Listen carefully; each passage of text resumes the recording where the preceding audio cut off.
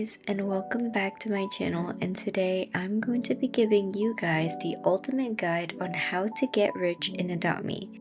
This video was suggested by one of my lovely subscribers, Chloe Maxted, so thank you so much for giving me this video idea, and I hope you guys find these tips helpful.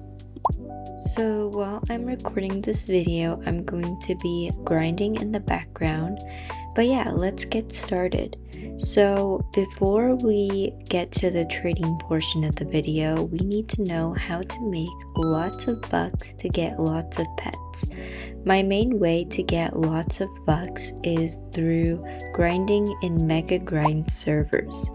So Mega Grind servers are basically private servers where there is a host house in the middle of the map, and everybody will go to that house and they will take care of everybody's pets because everybody will be in one family.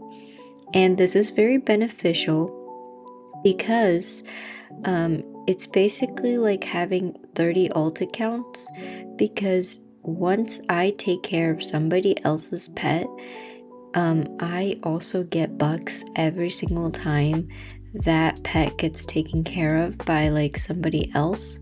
So for example, if I took care of somebody's bat dragon, like I fed it some food or something like that, then somebody else goes to take care of that bat dragon, I will still get cash from the bat dragon even though I did not take care of it or do that specific task for it.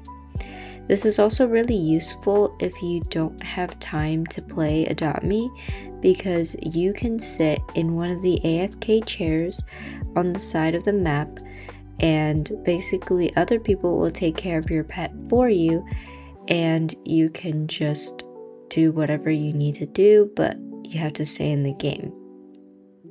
And this is also much better than AFK grinding in the salon because you can get age up potions as well as bucks. Please note that Adopt Me does have a 500 bucks cap every single Adopt Me day, so the maximum you can earn per day is 500 bucks, which is really useful because when I'm in these servers I tend to hit the maximum amount every single day. If you cannot join Mega Grind servers due to your age restrictions on your Roblox account, there are some other ways you can earn bucks, namely through grinding with alt accounts. So you can have your alt account equipped pets, and then you have pets on yourself, and then if you take care of you and your alt account, then you can also get a bunch of bucks that way. If you do not have multiple devices to use alt accounts, then you can also use Pet Pro certificates, which will allow you to grind 2 pets at once, and that is also very useful. I personally don't have my own Mega Grind server, but I will link some useful Mega Grind servers down below in the description. There are 2. One is Lav's group and one is from Cocoa Puffs. Both of these links in the description will be safe, but I will also show the groups so that you can search them up on Roblox if you don't want to click any links. But yeah, both of these have a bunch of Mega Grind server options. Each Mega Grind server can have their own like theme for what kind of house it is. So if you don't like pastel, there are a bunch of houses that are like more spooky themed that could fit you more. And it's also just really fun to grind with other players, because I feel like when you play in the normal map, you don't really see other players. So yeah. Now that you have your pets or your bucks, what should you buy with them? Now, I've seen a lot of YouTubers talk about buying eggs, so you would buy the endangered egg, and then make megas with that. But with the rise of star pets and with bots, I would say that that is just no longer a useful tip anymore, because any pets that do come from the eggs just end up not having a lot of value. So instead, I would recommend either saving your bucks for event pets. For example, the duck event that we currently have is bucks only, so if you saved a lot of bucks during that event, then you could probably get a bunch of ducks. You could also hatch these eggs if you really want and make megas, but instead of trading them, because it's going to be really difficult to get a good offer, I would recommend sacrificing them to the crystal egg machine and getting a bunch of crystal eggs, because the pets in there are still pretty valuable. I would say now might not be the best time to get crystal eggs though, because the silverback gorilla is not a very popular pet. But you can definitely save your tickets for when the crystal eggs refresh and there is a new legendary. You can also buy houses, so you can make your own houses for trade with these bucks. Now, I know some people don't have the time to build or promote their houses, or they just are not very good at building, in which case I would say that you can definitely watch a bunch of tutorials online.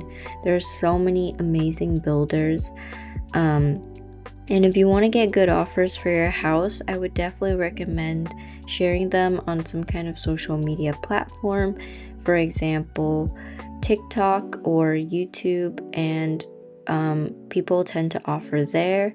Tradery also has an option that shows you what the house looks like, so you can definitely do that too. But I would not really recommend this option just because I personally don't trade houses, so I'm not very experienced in that. And it also takes a long time to build houses, so I don't know if it's necessarily the best option if you're not great at building. Instead, you can also buy pets from the seasonal event shops. What do I mean by this? I mean the pets that come out specifically during specific seasons. Like, for example, right now it's the rainy season in Adopt Me, so you can buy either the Amazon parrot for Robux or the ocelot, which is a $500 pet. Some people tend to forget that those pets are in the game still, technically, so people might overpay for those pets more so than perhaps for even like the sea turtle and the endangered egg. Another place you can look at for pets is the campfire shop. You can get the muskrat in there, and that pet is super duper cute, so people who do not know where the muskrat comes from may overpay for those pets. So there are plenty of options. These seasonal shops also have petware that people tend to forget about. I remember I overpaid for the snow cloud wings because I thought they were from like a winter update, but instead they're actually from when the snowy season comes around in Adopt Me. So if I had known that, I probably could have just bought it. But yeah, that person that traded me it ended up getting a profit. So I would definitely say, like, don't slack on petware. I feel like a lot of people tend to forget that people do like getting pet wares. So now that you have a bunch of pets to trade, how would you know what kind of trade you should do? Well, the first and most obvious tip is to use trade value websites like AMVGG. So you can see I'm on AMVGG right now, and this one is my personal favorite because there are just so many helpful tools on here. So this is the looking for section, and you can click this to see any offers that people have for your pets. So I'm going to use the shadow dragon as an example. So any offers that people want a shadow dragon with, I can see. Now if I only want the shadow dragon, then I can just click this, and now I can see what people are offering for just a shadow dragon. And here you can click specific pets. So let's say I want a neon panda, so then I can see any offers with a neon panda in them and see if I want to do those trades. So I really like this feature because if you have a pet that you're trading and then you're looking for a specific pet in ads, then this is a really useful option. You can also have this button, which is hide losses. So now you're only looking at trades that are big wins. And this is just really useful. Other trading websites don't have this, so I find this really, really good. Now, just because a trade is a win doesn't mean that I should do it. So, for example, this trade here is a very small win, but you can see that they're adding a bunch of pets, and I personally wouldn't do this trade based on trade potential. So what's trade potential, you may ask? Trade potential is the possible demand of a pet and the value of a pet. So for example, this trade has good value, but if I look, a bunch of the items in this trade are 2 stars, which means this trade does not have a lot of demand. So the potential for me to profit off of this trade is very low. So I wouldn't want to do a trade like this. Whereas if I did, let's look at this trade. This trade here is a much better trade compared to the previous one because there are 2 things in here that people tend to overpay for, and then this pet here can still get pretty good offers, whereas the other trade with a bunch of pet wares is much harder to trade because people are less likely to overpay for these pet wares, and there are a bunch of them, and these pets down here are pretty hard to trade. So yeah, another really useful feature is the value updates section. So you can see here that AMVGG will update every single day the demand and value of pets. So you can see that Bat Dragon is rising a lot, and so is the African Wild Dog and the Balloon Unicorn. Wow, it's almost reached 8. But yeah, you can see what pets are rising versus what pets are dropping. So you can see there's a bunch of pets here that are dropping, and they'll tell you if it's like the neon form that's dropping and stuff like that. And that is also a good way to look at trade potential, because if pets are dropping, then demand is dropping for these pets too. However, you are not limited to using just AMVGG. You can also use Tradery or Elfbread. So the thing with Elfbread is that there are a bunch of fake trades on there. So sometimes you'll see like ridiculous underpays or ridiculous overpays, and there are a bunch of bots. So I would be careful, but there are real traders on there.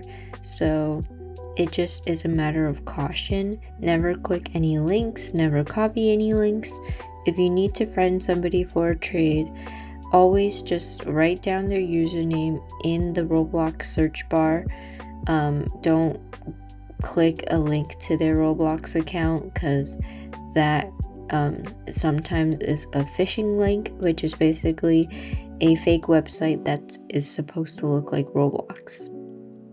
You can also use Tradery, and I would recommend it if you're just looking for offers and you don't have anything specific that you're looking for, because for AMBGG, you kind of have to put in what you want the other person to offer, whereas for Tradery, other people will offer their pets to you. And there are also review options on Tradery, so you can see if a person is like a trustworthy trader or not. Do keep in mind that these reviews can also be botted too, so just remember to be careful and stay cautious whenever you're using these trade value websites. You can also opt to trade in a trading server. Now, there are two types of trading servers: rich trading servers and regular trading servers. And you want to go to the specific trading server that suits your pet.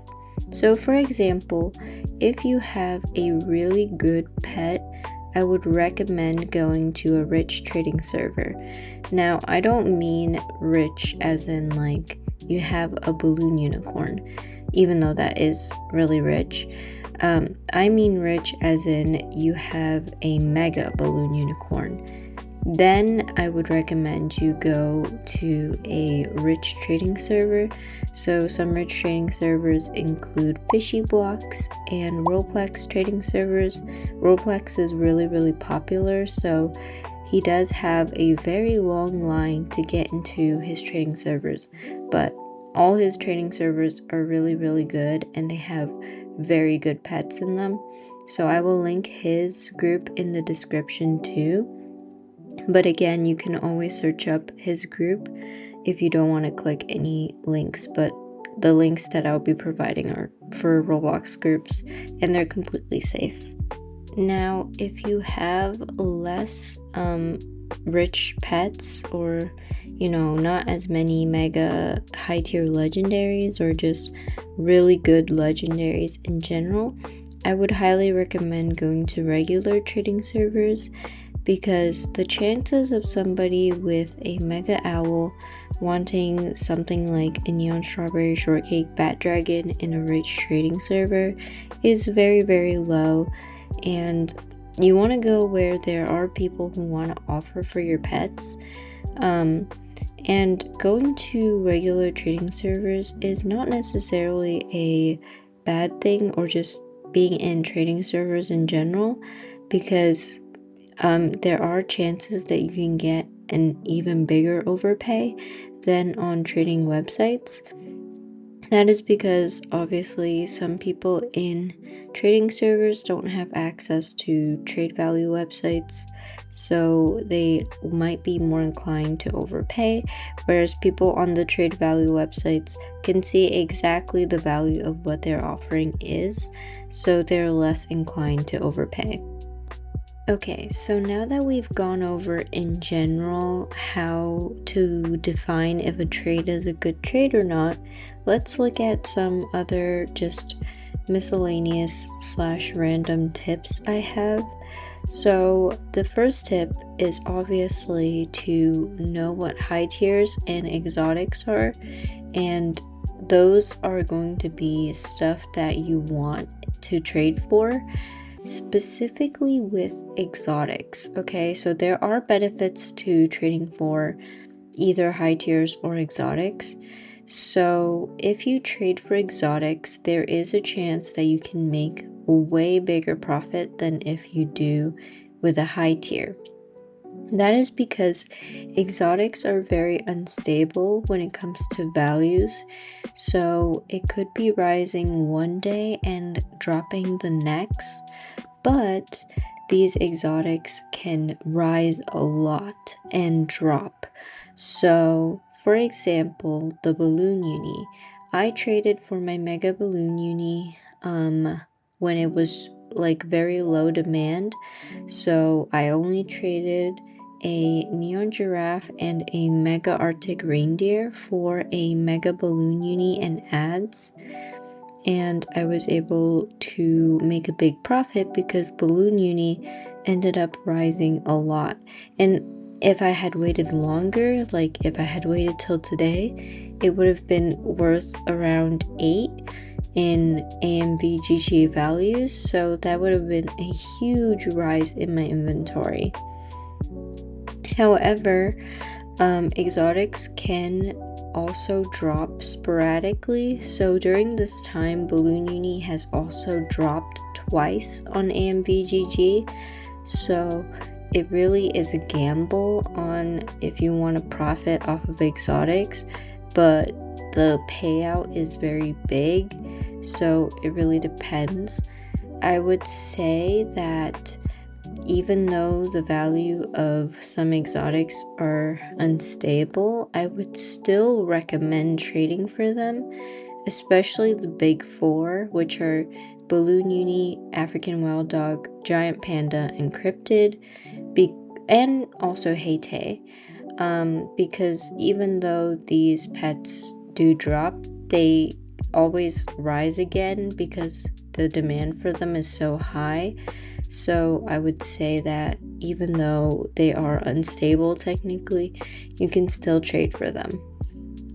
Now you can also trade for high tiers, and this is a more safer bet because high tiers are very stable in value, and they tend to rise, but they rise slowly. So it's not going to be a sporadic get rich quick kind of rise, but you will still profit, and it's less risky basically. Some other random tips when it comes to trading is to always be patient.